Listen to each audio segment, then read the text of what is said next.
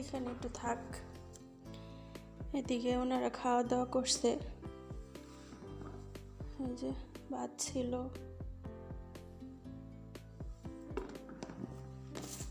তারপরে এগুলো সব ধুইতে হইব। আলহামদুলিল্লাহ, ইয়া রাব্বি শুকরান।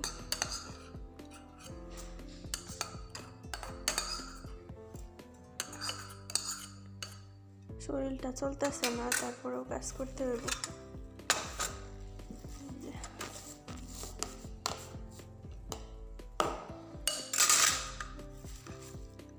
দেখেন, এটাও ফালাই দিই, খাই মুখে।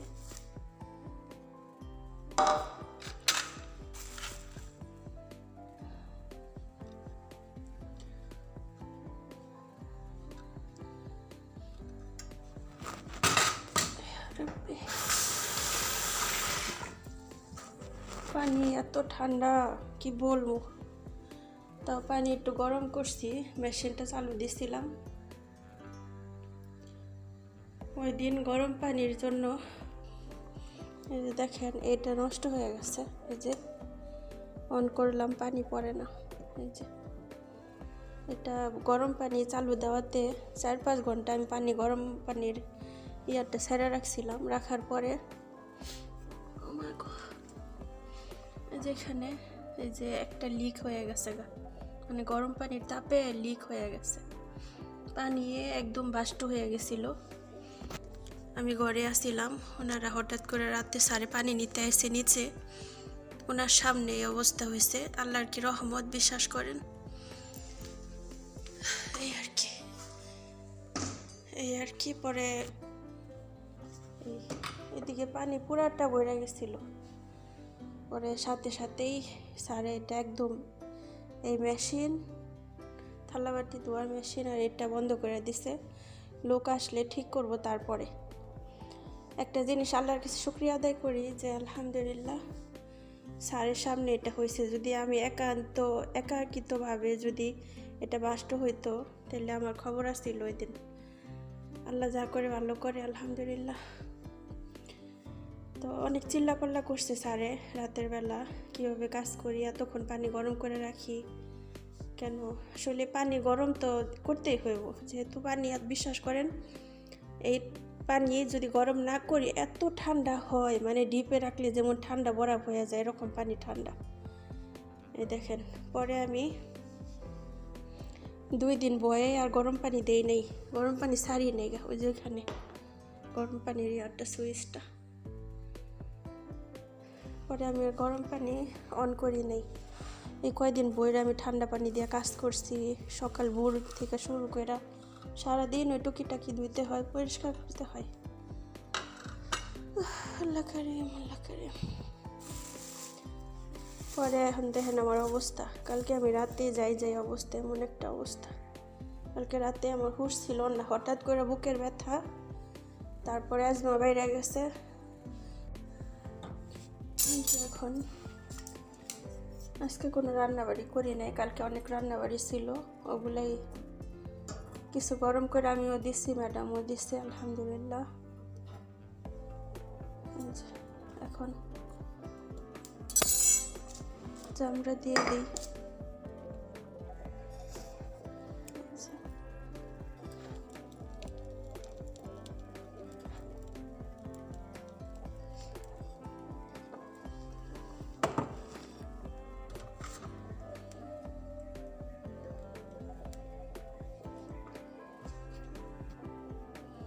এখানে একটু থাক কিছুক্ষণ, তারপর ওইদিকে দিয়ে আসবো।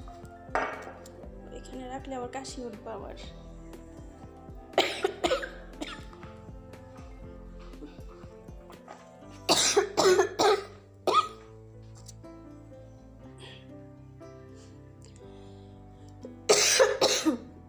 আমার ঘরে একটু দিয়ে দিলাম, অসুখ বিসুখে আর ভাল লাগে না।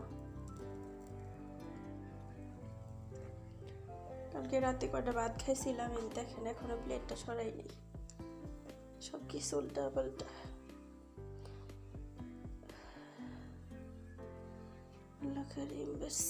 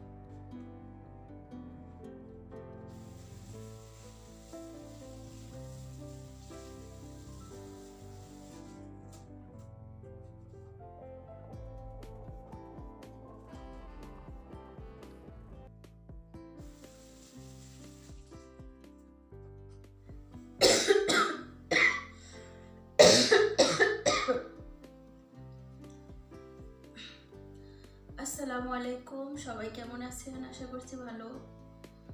আলহামদুলিল্লাহ, আপনাদের দোয়ায় আমিও ভালো আছি। দেখতে পাচ্ছেন অনেকটা কাশি হয়েছে, আর আজকে 2 দিন যাবত অসুস্থ। 2 দিন হয়ে গেছে। কালকে রাতে থেকে জ্বর, ঠান্ডা অতিরিক্ত ছিল, কাশি। হঠাৎ করে আমার অ্যাজমার সমস্যা আছে, অ্যাজমা হঠাৎ করে বাইরে গেছিল, এমন একটা অবস্থা। তো তো এইভাবেই কাজকর্ম করতেছি কম বেশি, আলহামদুলিল্লাহ। তবে এখন রাতের বেলায় ওষুধ দিছিল ম্যাডাম, বেনাডোর দিছিল আর ঠান্ডার ওষুধ দিছিল। আমি ঠান্ডার ওষুধ বলতে ওটা হচ্ছে মানে অ্যাজমার যে অ্যালার্জি আছে ওইটার ওষুধ দিছিল। অ্যাজমার অ্যালার্জির ওষুধটা আমি খাওয়ার সাথে সাথে বিশ্বাস করেন আমি চোখ মেলে চাইছি, আলহামদুলিল্লাহ। রাত ভোরে আমার ঘুম হয় নাই, মানে মানে এই পাশ ওই পাশ ওই পাশ, সারা রাতের মধ্যে মনে হয় আধা ঘন্টা ঘুমাইছি, এছাড়া আমার ঘুম হয় নাই, এমন একটা অবস্থা। আলহামদুলিল্লাহ, আসলে অসুখ বিসুখ আল্লাহর রহমত, আল্লাহ পাক, আলহামদুলিল্লাহ আলহামদুলিল্লাহ। তো চাইছিলাম যে আজকে সাপ্তাহিক কাজ ছিল, আজকে অনেক কাজ করব, রাতে থেকে প্ল্যান করে রাখছিলাম। কিন্তু হঠাৎ করে যখন সন্ধ্যার পরে কাজগুলো শেষ হয়েছে, শেষ হওয়ার পর আমি ঘরে আসছি রেস্ট নিতে একটু। আসার পর আমার শরীর হাত পা থরথরে কাঁপতেছে। পরে মানে হঠাৎ করে পরে আমি বলি এমন লাগতেছে কেন, আমার একটু শুয়ে থাকি তাহলে ভালো লাগবো। শোয়ার সাথে সাথে কখন যে ঘুমাই গেছি বলতে পারি না। পরে একদম এক ঘুমে 10টা বেজে গেছে। তো ম্যাডাম আমার ডাকও দেয় নাই আর কিছু বলেও নাই। সে একটা জিনিস খেয়াল করছে যে রেহানা তো এই সময় ঘুমায় না কখনো, কি হয়েছে। পরে পরে পরে রাতের বেলা পরে আসতে এসে দেখতেছি আমার এখানে হাত দিছে, হাত দিয়া যখন এমন করে দেখতেছে তখন আমি ভালো করে উঠছি, কই কি রে কে, চাই দেখি ম্যাডাম। পরে কয় কি হয়েছে তোমার, জ্বর আইছে নাকি? পরে দেখতেছে যে জ্বর আইছে। পরে ওই ভাত ছিল কয়টা ভাত খাও, খাইয়া ওষুধ দেয়া গেছে, ওষুধ খাও। তা ম্যাডাম কালকে ওষুধ দিছে, খাইছি। আজকে আবার বলতেছে যে মেডিকেলে যাবা কিনা। পরে বলতেছে মেডিকেলে যাইলে তো তোমার বেনাডোর আর হচ্ছে আডোর এগুলো ছাড়া আর কিছু দিব না, তুমি যদি যাইতে চাও নিয়ে যাও। পরে আমি বললাম যদি এইগুলাই দেয়, এগুলো তো বাসায় আছে, তো কষ্ট করে যাওয়ার কোনো প্রয়োজন নাই। যতই যাক, আজকে এত বছর ধরে আসি না, যতই অসুখ হয়েছে এই ওষুধগুলাই দিছে, ঠান্ডা জ্বর কাশির জন্য এগুলাই দিছে। যত পরীক্ষা করুক নিরীক্ষা করুক কোনো ইয়ে নাই, একই ওষুধ দেয়। তো এই আর কি। তো কাজ তো করলাম, ওই দেখলেন টুকিটাকি কাজ করলাম, করার আলহামদুলিল্লাহ যতটুকু পারছি। কিন্তু ম্যাডাম কিছু বলে নাই, আলহামদুলিল্লাহ মাশাআল্লাহ তাবারাকাল্লাহ। রান্নাঘরে টুকিটাকি কাজ করছি, কিন্তু আমি 5টার সময় উঠছি, 5টার আগে ওইটা বাচ্চাদের সকালবেলা স্কুলে পাঠাইছি। কারণ ওই টাইমে যদি স্কুলে একদিন না যায় তাহলে তো বিরাট সমস্যা হইব। এদেশে যদি স্কুল মিস করতে হয় তাহলে আপনার মেডিকেলের কাগজ নিয়ে তারপরে ছুটি নিতে হয়, একদিন মিস করা যায় না। অনেক নিয়ম কারণ এদেশে অনেক কঠিন। তো পরে আমি যতই অসুস্থ ছিলাম সকালবেলা আল্লাহর কাছে উঠতে পারছি, আল্লাহর কাছে শুকরিয়া আদায় করলাম, আলহামদুলিল্লাহ। তারপর আইসা শুয়েছি একবার, দুপুর 12টার সময় উঠছি, মানে এই অবস্থা, আলহামদুলিল্লাহ। তো কে কোথা থেকে ভিডিওটা দেখছেন আপুরা ভাইয়ারা কমেন্টে জানাবেন, আর সবাই আমার জন্য দোয়া করবেন আমি যেন সুস্থ হয়ে যাই ইনশাল্লাহ তাড়াতাড়ি। তো আসলে বিদেশের বাড়িতে অসুস্থ হইলে অনেক খারাপ লাগে, কারণ রেস্ট নেওয়া যায় না।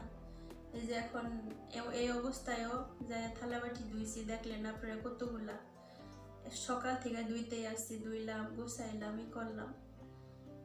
আলহামদুলিল্লাহ আলহামদুলিল্লাহ, আল্লাহর কাছে লাখ লাখ শুকরিয়া। আমার উপরে কাজ ছিল, কাজগুলা শেষ করছি, তারপরে আমার অসুখ দেখা দিল। আর যদি ওই কাজগুলো থাকতো তাহলে আমার জানটা একটু আর যাইতো। তো ভিডিওটা এখানে শেষ করব। ভালো থাকেন, সুস্থ থাকেন, আল্লাহ হাফেজ, আসসালামু আলাইকুম।